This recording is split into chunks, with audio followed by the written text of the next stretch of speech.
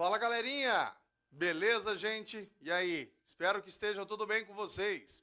Hoje nós vamos dar um up aí, né, pessoal? Fechar, encerrar o conteúdo das nossas aulas 21 e 22, pessoal. Referente à nossa apostila de média, Física 4, Lei da Gravitação Universal e Movimento de Satélites. Mas antes, eu quero colocar um relembrando aqui rapidinho, para que a gente conserte aí, né, pessoal? Todos os pontos aí para finalizar com chave de ouro. Bem, dentro da gravitação universal, nós estamos estudando movimentação dos astros ao redor, né, pessoal, de um astro central. Vimos que essa ideia começou, pessoal, a ser estabelecida com a teoria geocêntrica. Teoria geocêntrica. Onde, pessoal, proposta por Cláudio Ptolomeu. A Terra ocupava o centro do universo e todos os astros orbitavam ao redor em círculos concêntricos.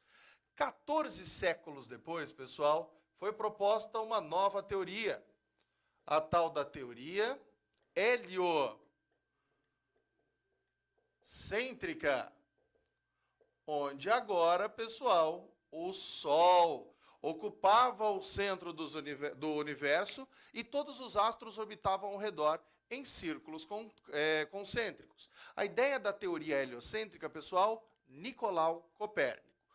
Passado essa teoria, teve uma adaptação feita. Gente, nós adentramos nas leis de Kepler.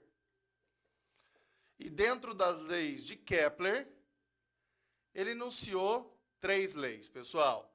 A chamada lei das órbitas, onde todos os astros giram, pessoal, ao redor da Terra, mas não em círculos concêntricos, e sim em elipses. Sendo uma elipse, o Sol ocupava um dos focos, e os planetas orbitavam, pessoal, ao redor em órbitas elípticas. O ponto perto do Sol nós chamávamos de periélio. O ponto mais afastado do Sol, nós chamávamos de afélio. Depois, vimos a chamada lei das áreas. E aqui começou um pouquinho de conta, né, pessoal? Lei das áreas. E o que estabelecia a lei das áreas, pessoal? O vetor posição varre áreas iguais em tempos iguais.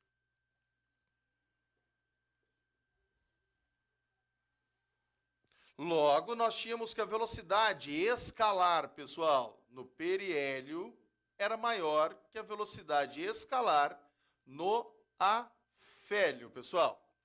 Terceira e última lei que nós vimos, a lei dos períodos.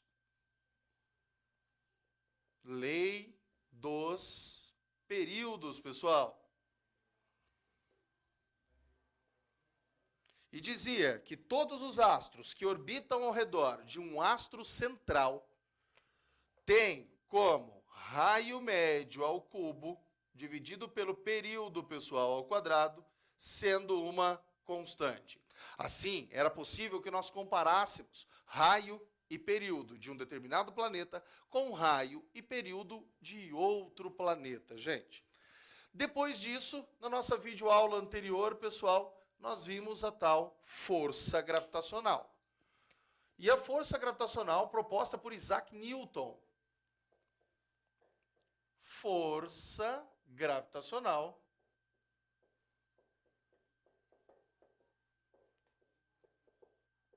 dizia que todos os astros, pessoal, providos de massa, se atraem mutuamente. E esta força gravitacional é dada por uma constante gravitacional, massa do astro maior, vezes massa do astro menor, dividido pela distância ao quadrado. E onde que era o perigo? Onde morava o perigo disso aqui, pessoal? É na distância. As distâncias, pessoal, são sempre em relação ao centro dos astros. Então, um astro com um centro, com um raio maior, essa distância deve ser levada em consideração. O raio desse astro maior, gente, muito cuidado. E na nossa videoaula anterior também, nós vimos as 3 acelerações gravitacionais, pessoal. Nós vimos a aceleração gravitacional na superfície, aceleração. Vamos colocar aqui, pessoal, nos 3 pontos. Superfície.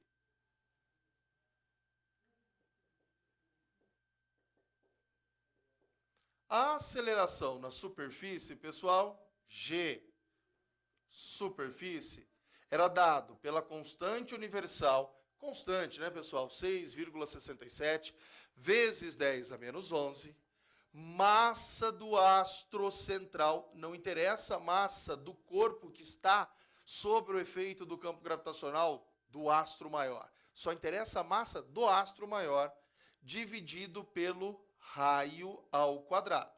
E isso, raio, porque o corpo está na superfície, pessoal. Mas nós também tínhamos a aceleração gravitacional em pontos externos à superfície. E esta aceleração gravitacional a pontos externos assume valores menores que na superfície, gente. Porque a fórmula é dada por G, massa do astro maior, R mais o H. Lembrando que o R é o raio do astro central, do massa emissão, e H é a altura que um determinado corpo está desse objeto, desse astro central. E a última aceleração gravitacional é a pontos internos, né, pessoal? Pontos internos. Já em pontos internos, nós temos que a aceleração gravitacional é calculada com 4/3 constante gravitacional, densidade vezes o πr. Reparem agora, vamos até trocar o R, né? Assim como nós fizemos na nossa videoaula anterior, esse R é o raio, pessoal, de uma esfera imaginária dentro da superfície. Basicamente, o que nós vimos até então, pessoal, dentro de gravitação universal. Agora, para encerrar esse nosso conteúdo, nós vamos em alguns pontos ali que aparecem especificamente, tipo rotação da Terra, tipo movimento de satélites e período que esses satélites levam, pessoal, para que orbitem ao redor da Terra. Então, vamos apagar aqui o nosso relembrando e vamos dar sequência na nossa ideia aqui de gravitação universal, gente. Na linha do Equador, pessoal, aparece o corpo em contato com a Terra. Devido à rotação da Terra, gera-se um peso que nós chamamos de peso aparente. Já coloquem na cabeça. É a normal imposta pela superfície da Terra na linha do Equador, neste corpo que está localizado ali. Então, devido a essa rotação da Terra, nós temos o que nós chamamos de peso aparente.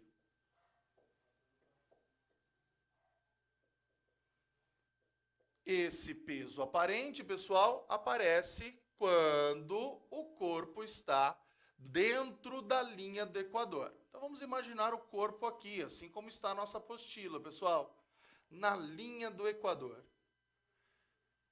A Terra tem o seu eixo de rotação. E é lógico, ela está em um movimento circular, né, pessoal? Girando com uma determinada velocidade angular, ômega. Este corpinho aqui, pessoal, esse corpinho aqui de massa mzinho, está sujeito a algumas forças aí dentro da linha do Equador, pessoal. Lógico, as forças atuantes nele, pessoal, é a força-peso, que aponta para onde? Para o centro da Terra. Força-peso. Devido ao contato, surge o nosso chamado peso aparente. E, ó, é a nossa normal. Vamos colocar aqui, pessoal? É a normal. O chamado peso aparente é a normal. Mas espera aí. A Terra está em rotação. Se está em rotação, pessoal, aparece uma resultante. Qual é a resultante que aparece exclusivamente em curvas? A chamada força resultante centrípeta. Então, nós temos aqui que a força resultante centrípeta, pessoal, é dada pela diferença entre esses dois vetores. Vamos analisar?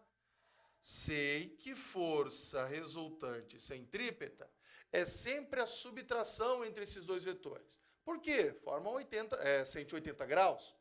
Quem é maior? Peso ou normal? Se a resultante centrípeta está para o centro, quem está para o centro tem o maior módulo. Logo, peso tem um módulo maior que a força normal, gente. O intuito aqui, como eu havia dito para vocês, é achar o peso aparente, a normal. Então, vamos isolar ela, gente.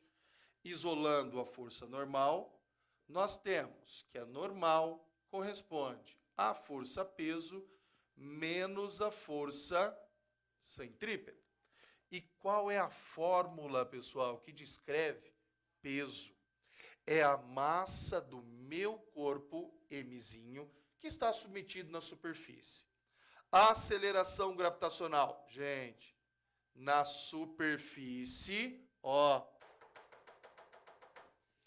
menos a força resultante centrípeta, que para relacionar com o movimento circular, gente, é dado por massa, velocidade angular ao quadrado, vezes o raio.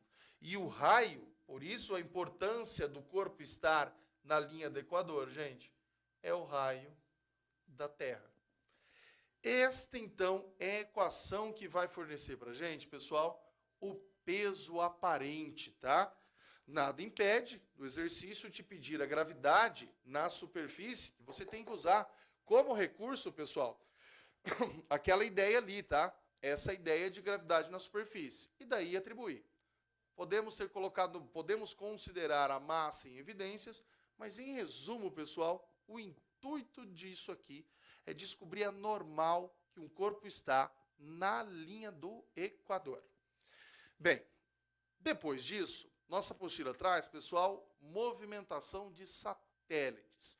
Como que os satélites orbitam ao redor de um astro central? A ideia vai ser utilizar, lógico, essas acelerações, pessoal, em cada posição que o satélite se encontra. Então, vamos começar aqui, movimentação de satélites.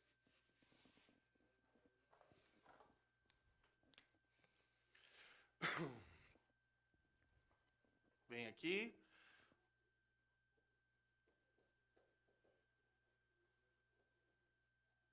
Movimento de satélites.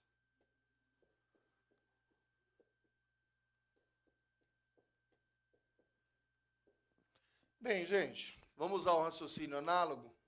Nós temos aqui um astro central de massa mzão e um raio rzão. Os satélites, pessoal, nós consideremos para esse estudo que orbitam em círculos concêntricos. Então, vamos desenhar um círculo concêntrico ali, né? Agora, pessoal, a gente adapta a situação, não mais em órbitas elípticas. Os satélites nós consideremos para os nossos cálculos órbitas circulares ao redor do astro central.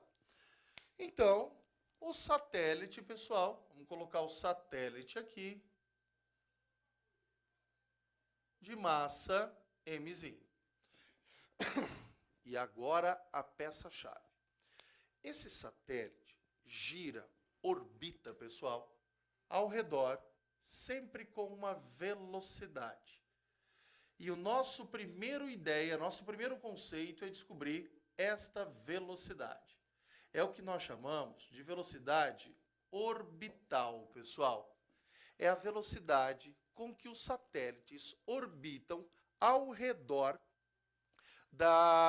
do astro central, no caso, ao redor da Terra. Quais são as forças que atuam ali, pessoal? Nós temos que a força peso atua aqui. Vamos fazer em azul. A força peso vai corresponder, assim como nós deduzimos, gente, em aceleração gravitacional, A força-peso vai corresponder à nossa força gravitacional. Mas olha só, esse corpo, esse satélite, está girando. Se ele está girando, resulta em quê, pessoal? Em uma centrípeta. A resultante centrípeta no corpo é igual à força-peso. Então, nós temos aqui que a força centrípeta, como esse satélite não está, né, em contato direto com a superfície, está a peso é a resultante centrípeta. Opa! Então, se peso é a resultante centrípeta, é possível que a gente encontre a chamada velocidade orbital. Gente, o peso do satélite, massa, gravidade do próprio satélite, força centrípeta, massa, velocidade. Olha, apareceu a que a gente quer encontrar, ao quadrado, dividido por d. Gente, cuidado com essa distância. Distância mv quadrado sobre d. Perdão, gente, não tem um quadrado. Cuidado com essa distância. Essa distância, a nossa apostila traz como r, mas a gente sabe que essa distância é o raio do planeta mais a altura que ele se encontra. Então, cuidado com isso, tá? A apostila, nossa, generaliza, coloca um R aí, pessoal. Mas, a rigor, é um D, que é o raio mais a altura que esse satélite encontra-se da superfície. Sendo assim, posso cortar e temos o que nós chamamos de velocidade orbital. V ao quadrado é igual ao G vezes o D. Pessoal, que G que é esse? É um G externo. E esse G externo é dado como, vamos continuar aqui embaixo, ó, sequência aqui, tá? Velocidade orbital ao quadrado é dado pelo Gzão, Mzão, R mais H, ambos ao quadrado, vezes o D. E quem que é o D? R mais H. Pessoal, posso simplificar o RH com o quadrado, chegando na expressão de velocidade orbital. A equação que dá velocidade orbital é dado por raiz quadrada do G, massa do astro cujo satélite orbita ao redor, dividido por R mais H.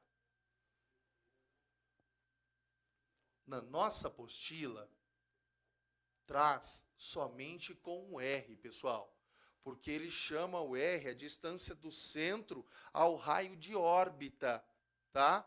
Distância do centro ao raio de órbita. É por isso que coloca um R na nossa apostila aí, beleza?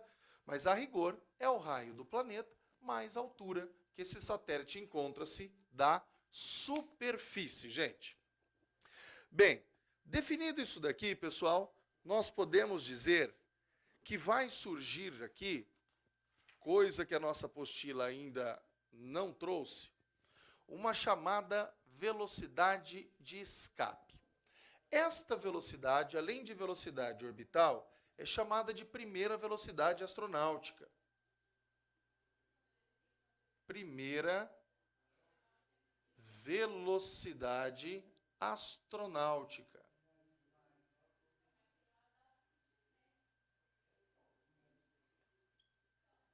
Pessoal, ó, esta é a velocidade com que os satélites orbitam ao redor da Terra. Mas como colocá-la, ou colocar o satélite em órbita? Para que nós coloquemos o satélite em órbita, para que ele saia aqui, pessoal, da superfície e chegue até essa parte, nós temos o que nós chamamos de segunda velocidade astronáutica, ou velocidade de escape. Velocidade de escape. Também chamada de segunda velocidade astronáutica, tá, gente? Essa velocidade de escape é a velocidade com que o satélite deve ser imposto para que chegue em órbita, gente. E olha só a única diferenciação, nós acrescentamos um 2 na equação de G, mzão, dividido pelo R mais H, ou, se quiser colocar, somente raio de órbita. Essa é a segunda velocidade. É a velocidade, pessoal, com que os planetas, com que os satélites são postos em órbita nos planetas, tá? Equação pra caramba, né? E agora, o período, o tempo que esses satélites, pessoal, levam para orbitar ao redor do astro central. Você viu como a gente tem que começar fazendo um relembrando? Para que a gente consiga se sintonizar aí, pessoal. Dentro de movimentos satélites, cada gravidade é um valor, né, uma relação. Então a gente precisa dar uma conscientizada. Agora, período orbital, fechando esse conteúdo.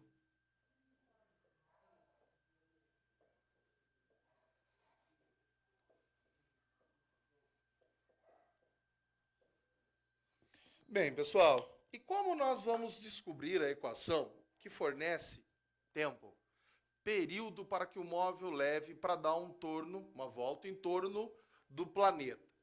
Bem, eu sei que ele fica orbitando com a primeira velocidade astronáutica, com a velocidade orbital. Então eu sigo aquele raciocínio ali, pessoal. A velocidade orbital, com que ele fica orbitando ao redor do astro central, é dado por G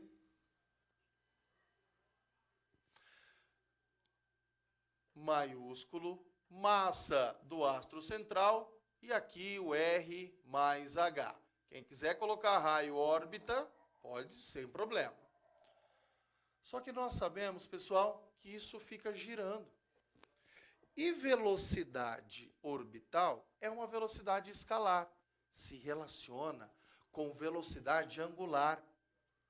O ômega R. Mas quem que é esse R? R mais H. Ou raio de órbita, assim como esse, tá, gente? Então, eu posso substituir, chegando no que eu quero. No lugar da velocidade angular, no ômega, eu posso substituir por 2π sobre o período.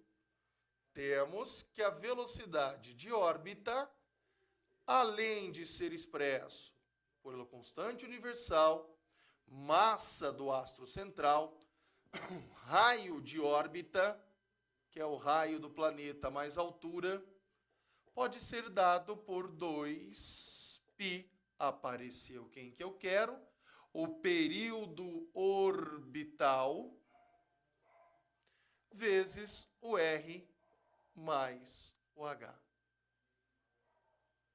Olha que lindo, pessoal. Ufa! Para que nós tiremos a raiz desse termo, elevamos todo mundo ao quadrado do outro, né, pessoal?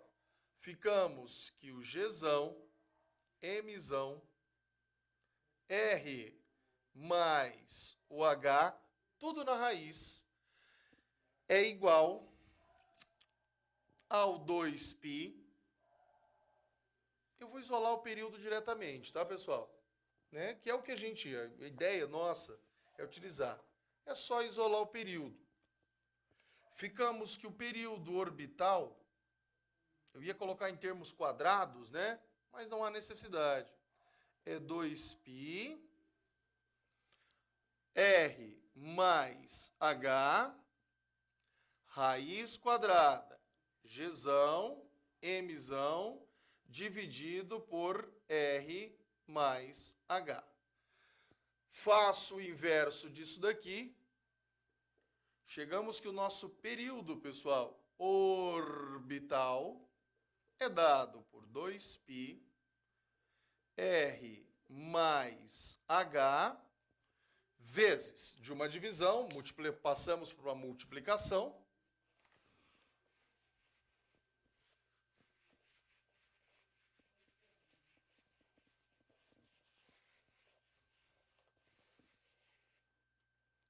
Mas aqui a situação se inverte, né?